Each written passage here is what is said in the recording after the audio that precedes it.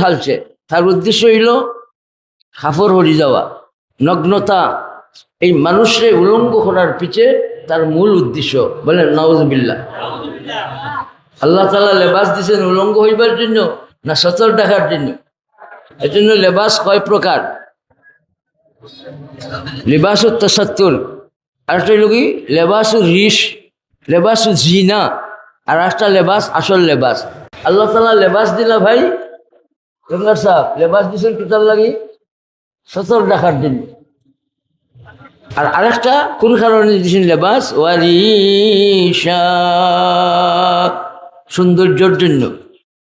লেবাসের মাঝে কি আছে রাখছেন আল্লাহ তাআলা?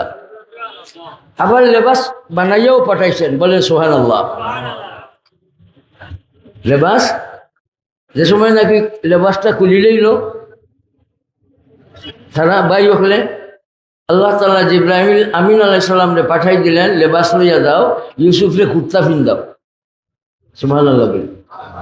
এটার নাম কুর্তা। এর জন্য কুর্তারে আল্লাহ তাআলা কি করেন? পছন্দ করেন। বলেন আহাব্বু সিয়াব ইলা রাসূলিল্লাহ সাল্লাল্লাহু আলাইহি ওয়াসাল্লাম আল কামিস। আর রাসূল করিম সাল্লাল্লাহু আলাইহি ওয়াসাল্লামের কাছে কুর্তা হইল পছন্দের জামা, পছন্দের পোশাক। ভাই আমরা যদি নিয়ত করি যে অফিস আদালতে যাইতে গেলে বাধ্যবাধকতা আছে, ও চাকরি পাইব না, এটা দুসরা কথা। তবে কোনো জাতির সাথে মুসাবাহত হোক এই নিয়তে কাপড় পরবো না, কোনো জাতির সাথে তাসাব্বুহ হোক এইরকম কাপড় পরবো না, মুসাবাহতের নিয়তে তাসাব্বুর নিয়তে আমরা পরবো না। এখন বাধ্য আপনি পরার জন্য, প্যান্ট শার্ট পরার জন্য আপনি বাধ্য, আপনার চাকরি যাবে। তাইলে আমার কথা হইবে ভাই আমি এক রঙে মসজিদে দেখতে চাই।